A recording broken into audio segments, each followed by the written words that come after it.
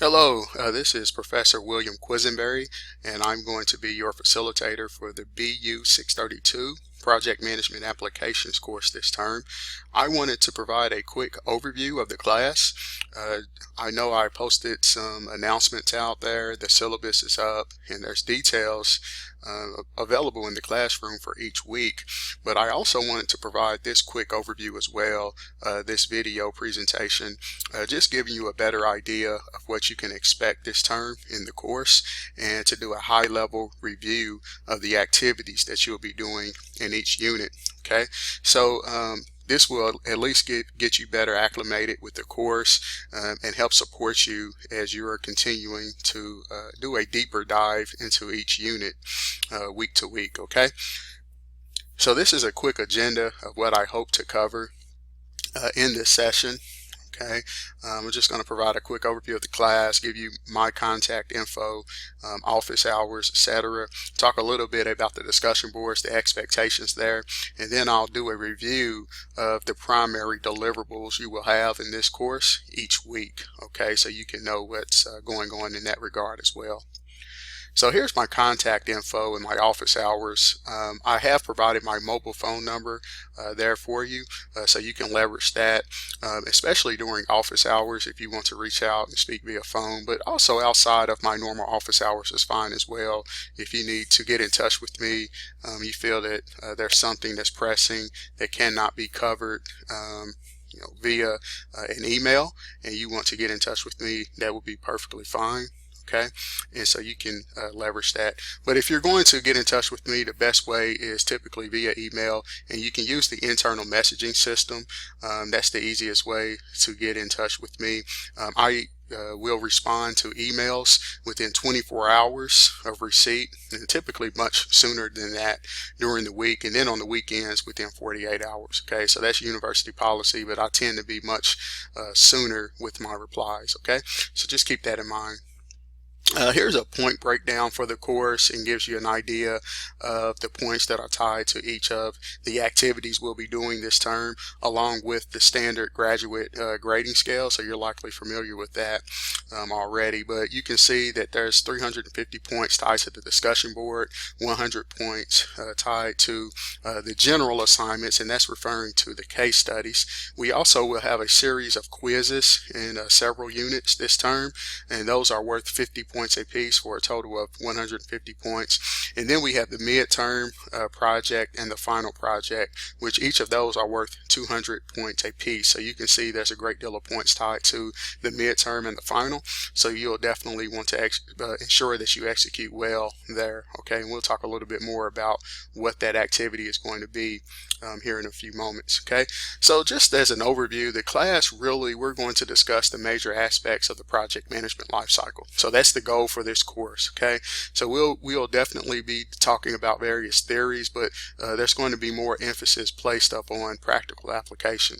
Okay, so we'll talk about various project management frameworks, and we're also going to discuss how you actually apply those concepts and frameworks in practice. Okay, and we'll have several different deliverables we'll be working through this term, which I'll elaborate upon that here in a moment. There is an e-text for this class, so be sure that you go through the proper steps of receiving that e-text or gaining access to it.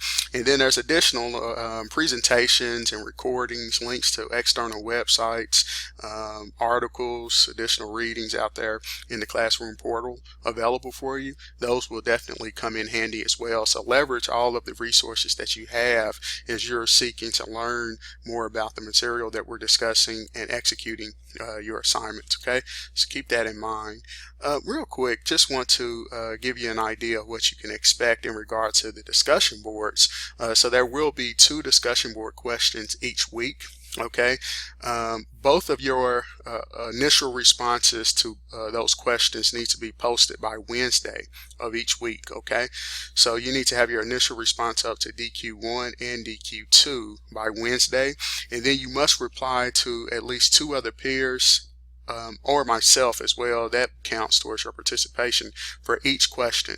So that means you're going to have at least 3 responses to DQ1 and at least 3 responses to DQ2. Those responses also should be on 3 separate days for each discussion question. So for instance, if you go in and provide your initial response to DQ1 and 2 on Wednesday, you may go back in on Friday and provide a response to a fellow peer for DQ1, and then also provide a response for DQ2 to a fellow peer, and then you can go back in on Sunday, for instance, and then provide an additional response for DQ1 and DQ2 to fellow peers. So you would have fulfilled the requirements of the assignment if you were to follow a format similar to that. So the goal is just to ensure that you're present on at least 3 different days, okay, for each of the discussion board questions, okay. So there's a nice amount of points tied to that, so just be sure that you do follow through and execute in that regard, okay. When you're approaching these discussion board responses and posts, act as though you're conversing with fellow classmates and your professor, myself.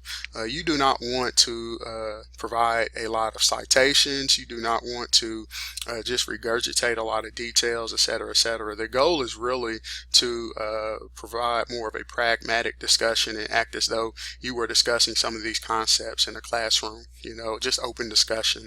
Okay, so it's perfectly fine to provide citations and things of that nature, but you don't want your post to come across as just regurgitating previous details, you know, from other articles or papers or websites, etc. So be sure that there's definitely a level of critical analysis taking place in your paper or your responses, originality, that you're putting emphasis upon actually discussing and elaborating upon the details and not just citing and quoting directly. So there's not any requirements in terms of providing a certain amount of citations in your responses or anything like that, but feel free to do so, or unless the discussion board question actually calls for it, which that's typically not the case in this class. Usually you're going to have the opportunity to just respond to the question using your own insight, practical examples, etc., etc. Avoid direct quotes at all costs. I think that should be the case in your papers as well. Put your emphasis up on critical analysis and originality, okay? Real quick, your weekly activities and assessments, this is a layout of what you can expect in that regard. So during units 1, 3, and 5, you will have a quiz, and I'll talk a little bit more about what those will typically look like. And then in unit 2 and unit 6, you will have a case study, which is a written review of a case study, okay, from the text, the e-text. And so you'll have an opportunity to analyze the case study and respond to some questions, etc., etc. And then, of course, in unit 4 and unit 7, you have those final projects, okay, which are worth a significant amount of points. And I'll be talking about those as well here in a few moments with the follow-up video, okay. Then in unit 8, you will have the wrap-up discussion, okay, which is pretty standard. I would imagine you've seen that in your other courses.